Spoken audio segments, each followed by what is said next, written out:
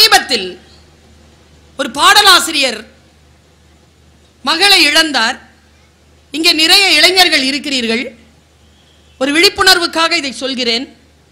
அந்த பெண்ணுக்கு 26 to 28 வயது இருக்கும். இறந்து போனாள்.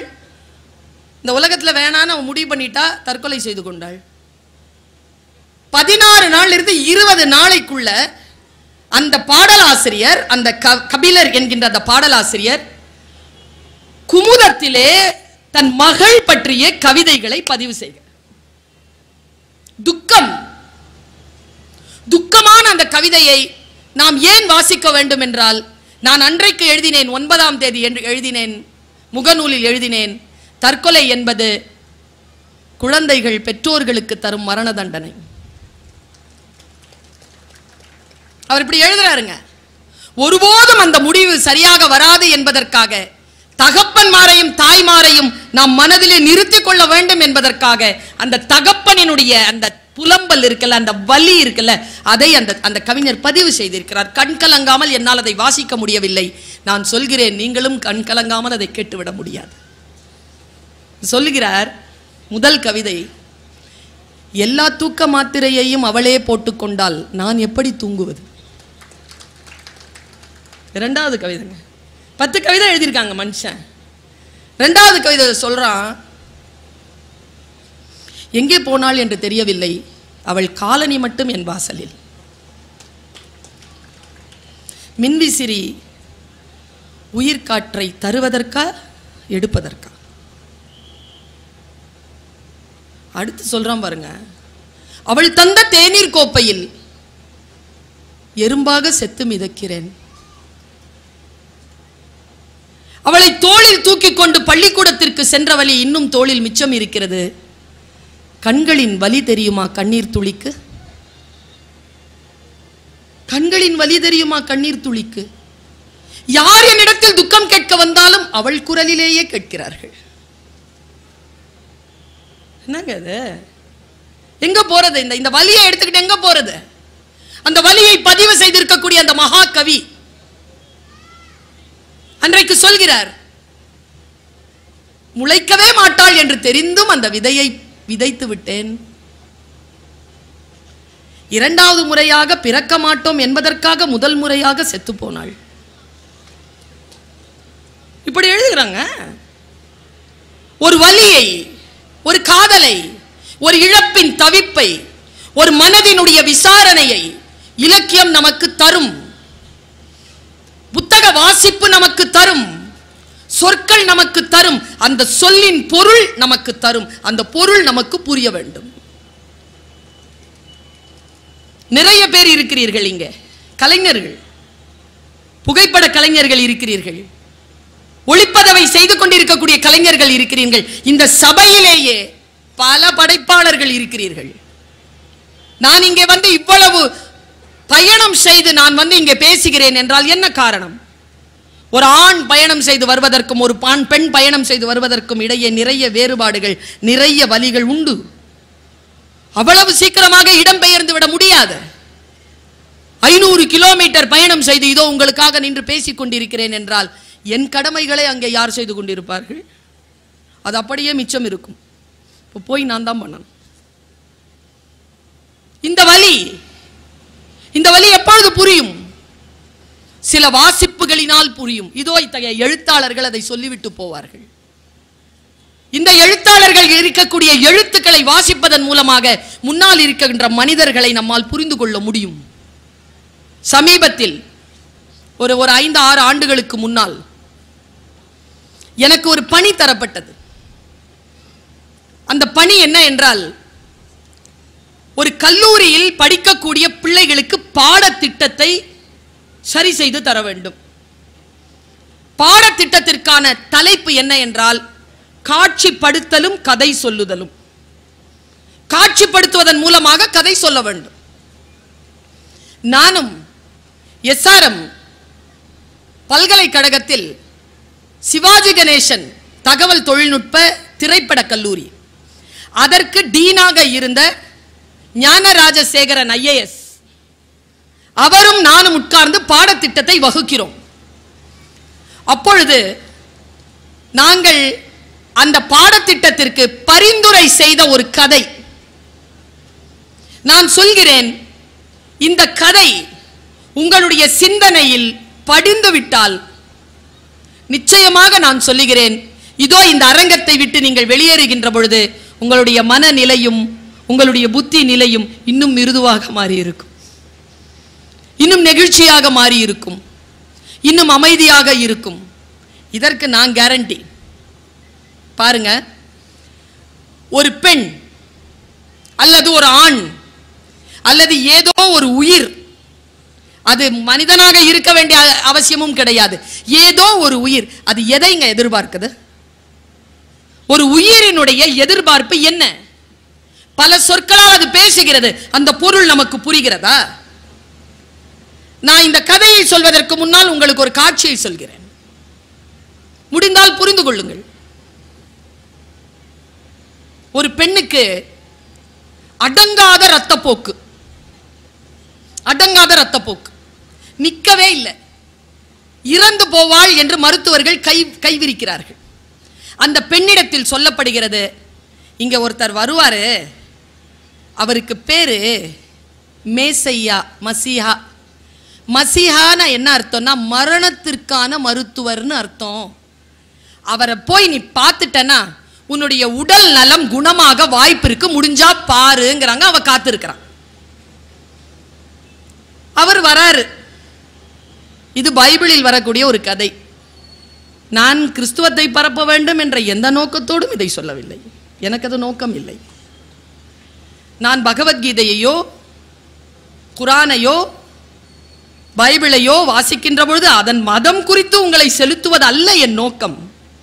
அது ஆழமாக சொல்லுகின்ற மனித நேயத்திற்கான உச்ச நிலையை நாம் புரிந்து கொள்ள வேண்டுமே என்கின்ற தவிப்பின் காரணமாகத்தான் நான் அதை உங்களுக்கு கடத்தி கொண்டிருக்கிறேன். அவள் காத்திருக்கிறாள், இயேசு வந்துட்டார். இதை நான் நிறுத்திட்டு அப்புறமா நான் அந்த கதையை சொல்றேன், உங்களுக்கு புரியும் என்பதற்காக. போறார். டீச்சர் இல்லையா? என் கிளாஸ்ல இதுவரைக்கும் யாரும் ஃபெயில் ஆனது இல்லை, சங்கர் நாராயண் சார்.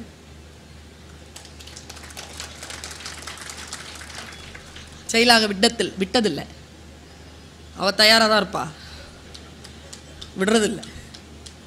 அப்படி இப்படின்னு சொல்லி புரிய வச்சுட்டோம்னா பிரச்சனை கிடையாதுங்க. குழந்தை ஏன் தெரியுமா சொல்ற பேச்சு கேட்க மாட்டேங்குது? புரியல. அதுக்கு புரிஞ்சிருச்சுன்னா ரெண்டாவது தடவை சொல்ல வேண்டிய அவசியம் இல்லை. புரியணுமே, புரிய மாட்டேங்க. காத்திருக்கிறாள், இயேசு வந்துட்டார். ஆனால் நூற்றுக்கணக்கான மனிதர்களால் சூழப்பட்டிருக்கார். அப்படியே கூட்டிட்டு போறாங்க அவரை. இவன் நுழைஞ்சு உள்ள போய் தொட பார்க்கறா, அவரை சந்திக்க பார்க்கறா, முடியல. கூட்டத்துல உள்ள நுழைஞ்சு போய் அவர் ட்ரெஸ்ஸை பிடிச்சிட்டா, அங்கேயே பிடிச்சிட்டா, இப்படி பிடிச்சிட்டா. ஆனா கூட்டம் அவரை அப்படியே அழைச்சிட்டு போயிடுச்சு, கையிலிருந்து துணி நழுவிருச்சு. இவ்வளவுதான் காட்சி. கொஞ்சம் தூரம் போன உடனே அவ அந்த பிடிச்சிட்டு அப்படியே தனியா நிக்கிறா. அவள் ஸ்வஸ்தமானாள் என்று சொல்கிறது பைபிள். ஏன் அப்படின்னா இதோ பைபிள்ல சொல்ற பதில். போனார்ல இயேசு கிறிஸ்து, திரும்பி பார்த்து பக்கத்தில் இருக்கிற ஆள்கிட்ட கேட்டாராம், யார் என்னை தொட்டது? உடனே பக்கத்தில் இருக்கிறவன் கிண்டல் பண்றான், நூற்றுக்கணக்கானவர்கள் உங்களை தொட்டுக்கொண்டு தானே வருகிறார்கள். இல்லை, யாரோ ஒருவர் விசுவாசத்துடன் என்னை தொட்டார், என் மேனியிலிருந்து வல்லமை புறப்பட்டதுன்னு. விசுவாசத்துடன் தொடுகின்ற பொழுது இறைவனுடைய அந்த நிலையில் இருந்து வல்லமையை புறப்பட்டு வர செய்ய முடியும் என்றால், ஒரு பொருளை புரிந்து கொள்வதன் மூலமாக, ஒரு சொல்லிற்குள் பயணம் செய்வதன் மூலமாக கோடிக்கணக்கான மனங்களை நம்மால் ஜெயித்து விட முடியும். புரியணுமே. பாருங்க, யார் ஒருவருக்கு ரசனை இருக்கிறதோ அவர்கள் புரிந்து கொள்கிறார்கள். ஓஷோ சொல்கிறார், ஒரு பூ மலர்கிறது, அந்த பூ மலர்வதை நிதானமாக பார்ப்பதற்கு ஒரு ஒழுக்கம் தேவைப்படுகிறது. அந்த ஒழுக்கம் என்பது உடனடியாக வருகின்ற கற்றல் இல்லை, அது வாழ்க்கை முழுவதும் கற்றுக்கொண்டால் மட்டுமே வரும் என்று பேசுகிறார். It's a learning, but it's a long learning என்று சொல்வார். ஒரு விஷயத்தை சட்டுன்னு தெரிஞ்சுக்க முடியாதுங்க, அதுக்கு பாடுபடணும். இப்ப டாக்டர் பட்டம் வாங்குறோம் அப்படின்னா படிச்சு வாங்கணும், படிக்கணும். 5 வருஷம் அலையணும், திரியணும், ஆராயணும். அதுக்கப்புறமா கிடைக்கிறதுக்கு பேர் தான் அந்த டாக்டர் பட்டம். சும்மா ஏதோ இவர் ரொம்ப நல்லவர் அப்படின்னு கூப்பிட்டு கொடுக்குறாங்க பாருங்க, அதுக்கு பேர் இல்லை டாக்டர் பட்டம். அவங்க அந்த டாக்டர் பட்டம்னு நான் டாக்டர் பர்வீன் சுல்தானா படித்து வாங்குறது, உழைச்சி வாங்குறது. 9 வருஷம் எனக்கெல்லாம் ஆச்சு. சில விஷயங்களில் பாடுபட்டால் ஐயா சொன்னார், சங்கர் சரவணன் சொல்லிவிட்டு போனார். அது ரொம்ப நுட்பமா சொன்னாருங்க. அவர் டீச்சர் இல்லையா, நுட்பமா சொன்னார். எனக்கு தெரிந்து நான் இதை ஒவ்வொரு மேடையிலும் சொல்லிக் கொண்டிருக்கிறேன். ஆர்ப்பாட்டமாகும் அலங்காரமாகும் பேசுகின்றவர்களுடைய, நகைச்சுவையாகும் பேசுகின்றவர்களுடைய பேச்சின் மீது மக்களுக்கு இருக்கும் கவனம் அமைதியாகவும் ஆர்ப்பாட்டம் இல்லாமலும் அலங்காரம் இல்லாமலும் சிந்தனையின் ஆழத்தோடு பேசுகின்றவர்கள் மீது மக்களுக்கு இல்லை. அதை தவறவிட்டு விடக்கூடாது என்று ஒரு தலைமுறையை பழக்குவோம். நாம் பேசுறதை விட முக்கியமானது சரவணன் பேசுவதை கேட்பது. நுட்பமா ஒரு விஷயத்தை சொன்னார். மதுரை காண்டம் பத்தி அவர் ஒரு விஷயத்தை சொன்னாருங்க. சிலப்பதிகாரத்தை பற்றி அவர் சில விஷயங்களை எப்படி சொல்லிக்கிட்டே வந்தார். நமக்கு என்ன தெரியுமா, சிலப்பதிகாரம் தானே, பூம்புகார் படம் பார்த்தா போதும்னு நினைக்கிறோம். கிடையாது. பூம்புகார் படம் அல்ல சிலப்பதிகாரம். சிலப்பதிகாரத்தை ரொம்ப ஆழமா நீங்க புரிஞ்சுக்கிட்டீங்கன்னா இந்த கோனாறு, நாடாறு, செட்டியாறு யாரும் வேணாம், தானா படிச்சு புரிஞ்சுக்கலாம். படிக்கணுமே, படிப்பதற்கான பயிற்சி இருக்க வேண்டுமே. எதை வேண்டுமானாலும் படிங்க. ரொம்ப நுட்பமான ஒரு விஷயத்தை சொல்லிட்டு போறேன். எல்லாரும் சொன்னாங்களா புக்கு ரொம்ப உயர்ந்தது தானுங்க சார். புக்கு கீழே கிடக்குது, காலில் பட்டுருச்சு, என்ன பண்ணுவீங்க? தொட்டு படிச்சவங்களுக்கு தான் தெரியும். சில புத்தகம் காலில் போட்டு மிதிச்சு கிழிச்சு தீயில போடுறதுக்கும் இருக்குது. படிச்சா தானே தெரியும். ஒரு கெட்ட வார்த்தை எழுதி அரபியிலையோ சமஸ்கிருதத்திலையோ போட்டாங்கன்னா எடுத்து கண்ணில் ஒத்திக்கிற ஆட்கள் தானேங்க நாமெல்லாம். ஏன்? பொருள் தெரியல, சொல் இருக்கிறது, பொருள் இல்லை. பொருள் இல்லாத போது அந்த பொருள் ஒரு வேலையை செய்யும் பாருங்க, அதுதான் ஜெயிக்குமே தவிர எந்த சொல்லும் ஜெயிப்பதில்லை. சொல்லின் பொருள் தான் ஜெயிக்கிறது. பொருள் உணர்ந்து ஒரு சொல்லை வாசிப்பது, பொருள் உணர்ந்து ஒன்றை அணுகுவது, புரிந்து கொள். எனக்கு ஆங்கிலத்தில் பிடித்தமான ஒற்றை சொல் அண்டர்ஸ்டாண்ட். என்ன சொல்லுங்க அது? I stand under. நீ எதுவாக இருக்கிறாயோ ஐ ஸ்டாண்ட் அண்டர். நான் உன்னை புரிந்து கொள்கிறேன். எவ்வளவு அற்புதமான சொல்லை அவர்கள் வடிவமைத்து இருக்கிறார்கள். நான் மொழி ஆசிரியை. அந்த குழந்தைகளுக்கு ரசனை தொடர்பான ஒரு பாடத்தை தர வேண்டும். ஒரு உயிர் எதை இந்த உலகத்திலிருந்து கேட்கிறது என்றால் அங்கீகாரத்தை தாங்க கேட்குது. நான் இருக்கிறேன்ல, சமைக்கிறேன்ல, சாப்பிட்றல, நல்லா இருக்குன்னு சொல்ல சொன்னா திமிர் வந்துடுது மிஸ். அடுத்த நாள் நல்லா கொடுக்கமா, அழகா ட்ரெஸ் பண்ணிட்டு வருவா, நல்லா இருக்குன்னு தான் சொல்லுங்களேன். உடனே அடுத்ததா நமக்கு ஏதாவது தலைவலி வந்துடும் மேடம், கம்முன்னு இருக்கிறது தான் நல்லது இல்லைங்க. சொல் தேவைப்படுகிறது. ஒரு சூட்சுமத்தை சொல்லுகிறேன். இங்கே சிவன் வழிபாட்டிலே ஆர்வம் உள்ளவர்கள் இருந்தீர்கள் என்றால், நான் சொல்லுவது சரியாக இருந்தால் எனக்கு அக்னாலேஜ் பண்ணுங்க. சிவனுக்கு அபிஷேகம், சக்திக்கு மந்திரம். சக்திக்கு மந்திரம் போதுமானது, சிவனுக்கு தான் அபிஷேகம் தேவை. எங்களுக்கு பொருள் வேண்டாம், சொல் போதுமானது. அதை ஒழுங்கா சொன்ன போதுமே, குடும்பத்தில் பிரச்சனை இல்லையே. சொல்லை தேடித்தான் அலைகிறோம். சிறிய சிறிய சொல், நம்மை மகிழ்ச்சி படுத்துகின்ற சிறிய சிறிய சொல். அங்கீகாரத்திற்குத்தான் இந்த உலகம் அவ்வளவு ஏங்கி கிடக்கிறது. தரமாட்டார்களே அவ்வளவு சீக்கிரமாக. ஒரு ஒற்றை தலையாட்டல் கிடைக்காதே. அந்த அங்கீகாரத்திற்காக ஏங்கிக் கொண்டே இருக்கக்கூடியவர்கள் பாருங்க. ரோஜா அத்தர் என்று அந்த கதைக்கு பெயர். என் மாணவன் கதிர் இங்கே இருக்கிறான். அவனுக்கு அந்த கதை தெரியும். நான் பாடம் நடத்தி அவன் கேட்டிருக்கிறான். ரோஜா அத்தர் என்கின்ற அந்த புத்தகம் ஒரு சின்ன கதை தான், 6 பக்க கதை. தெலுங்கிலிருந்து தமிழிலே மொழிபெயர்க்கப்பட்டு சாகித்ய அகாடமி விருது பெற்ற ஒரு கதை அது. ரோஜா அத்தர் அதனுடைய பெயர். ஒரு 6 பக்கம்தான். நான் அதை ஒரு 3 நிமிடங்களில் உங்களுக்கு சொல்கிறேன். 3 நிமிடங்கள். பாக்தாத்தில் இருந்து ஒருவன் புறப்பட்டான். இப்படி தொடங்குகிறது கதை. பாக்தாத்தில் இருந்து புறப்பட்ட, கொஞ்சம் நிமிர்ந்து உட்காருங்க, அப்பதான் கதை விளங்கும். கதை சொல்லும் போது ஊன்னு சொன்னாதான் நல்லா இருக்கும். நான் கூட சொல்லி இருக்கிறேன், பவாவும் சொல்லுவார்.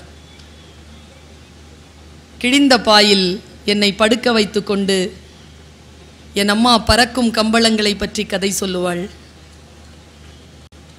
அவள் சொன்ன கதைகளில் ஒரு நாளும் கிழிந்த பாய்கள் வந்ததே இல்லை.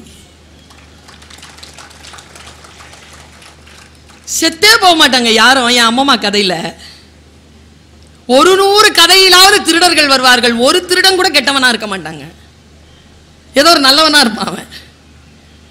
மனித மனங்களில் அறம் விதைத்த மொழி தமிழ் மொழி. குற்றவாளிகளுக்கும் வாய்ப்பு கொடுத்து அவர்கள் அந்த குற்றங்களில் இருந்து அவர்களை விடுதலை செய்யக்கூடிய அறம் சார்ந்த சமூகம் நம்முடைய தமிழ் சமூகம். அவர்களை குற்ற பரம்பரையாக வைத்துக் கொண்டிருக்கக்கூடிய சமூகம் இல்லை தமிழ் சமூகம். அவர்களை அடுத்த கட்டத்திற்கு உயர்த்துகின்ற சமூகம் தமிழ் சமூகம். பாக்தாத்தில் இருந்து ஒருவன் புறப்படுகிறான். அவன் யாருன்னா ஒரு அத்தர் வியாபாரிங்க. இங்க இருக்கிறவங்களுக்கு கேட்கிற, அத்தர்னா என்னன்னு தெரியுமா? என்னங்க? வாசனை. அது திரவம் தானே. ஏன் திரவியம்னு சொன்னீங்க? அது உண்மையிலேயே திரவியம் தான்.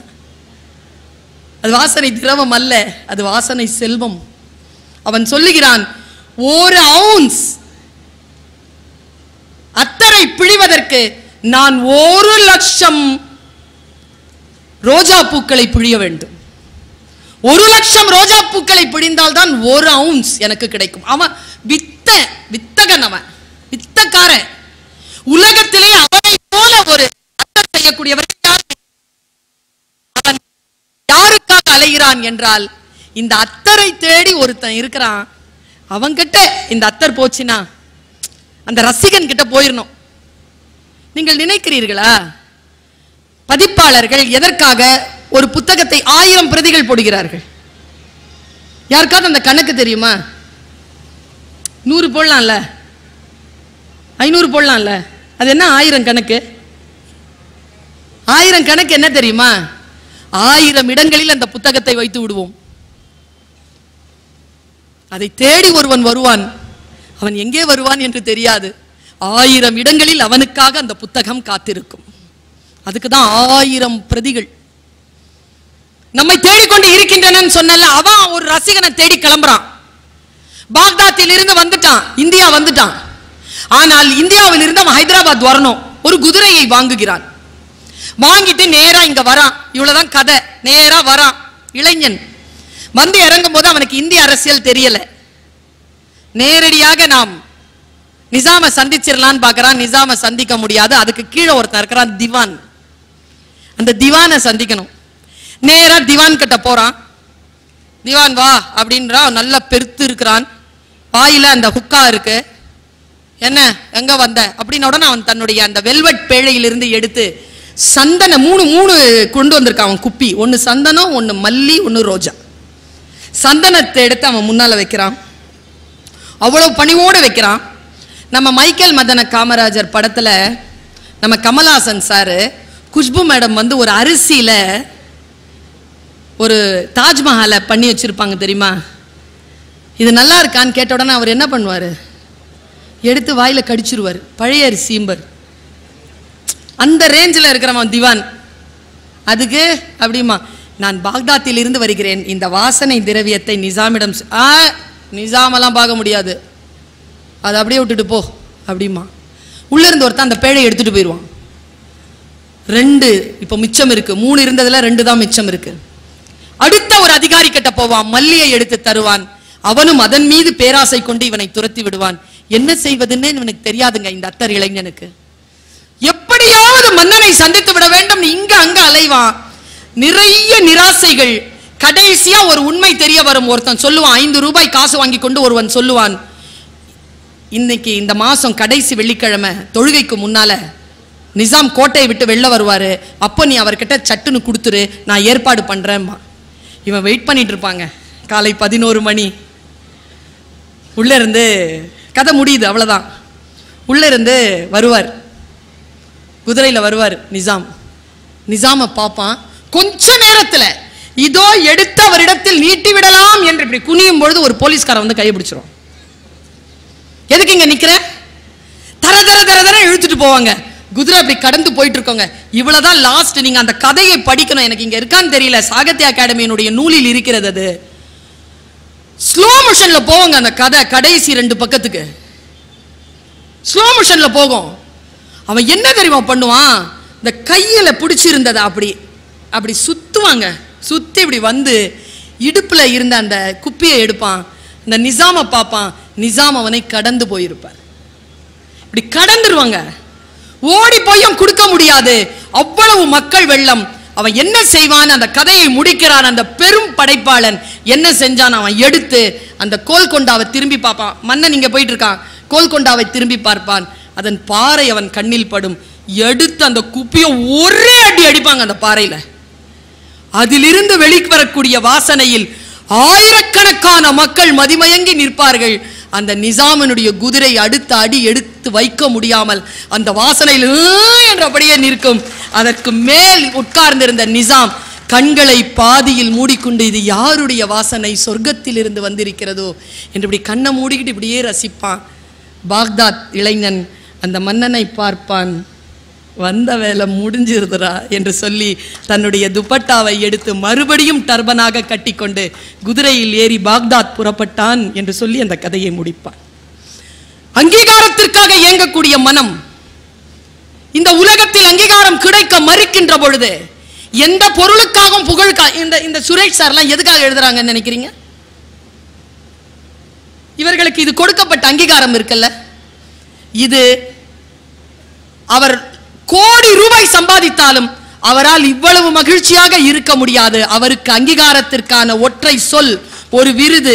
அந்த ஒரு அங்கீகாரம் தான் ஒரு எழுத்தாளன் தேடிக்கொண்டிருப்பது. ஒரு வாசகனை தேடுகிறான். அந்த வாசகனை தேடுகின்ற அந்த ரோஜா அத்தரனுடைய மனம். நான் மார்ச் மாசம் போயிருந்தேன், 2021 12ஆம் தேதி போயிருந்தேன் தமிழ்ச்சங்கத்துக்காக. அப்ப இந்த கதை மனசுல இருந்தது. நேரா கோல்கொண்டா போனேன். நீங்கள் நம்பினால் நம்புங்கள், நேரா போய் அங்க இருக்கக்கூடிய அந்த பாறையை தேடினேன். ஒரு பாறை முன்னால கண்ணில் பட்டது. கையால் தடவி கிட்ட போய் முகர்ந்து பார்த்தேன். நம்புவீர்களா? அதில் ரோஜா அத்தர் மணந்தது. இப்படித்தான் இருக்க முடியும் ஒரு படைப்பு. இந்த தகவல் உங்களுக்கு பிடிச்சிருந்தா லைக் பண்ணுங்க, உங்க ஃப்ரெண்ட்ஸுக்கு ஷேர் பண்ணுங்க, மறக்காம எங்க சேனலுக்கு சப்ஸ்கிரைப் பண்ணுங்க.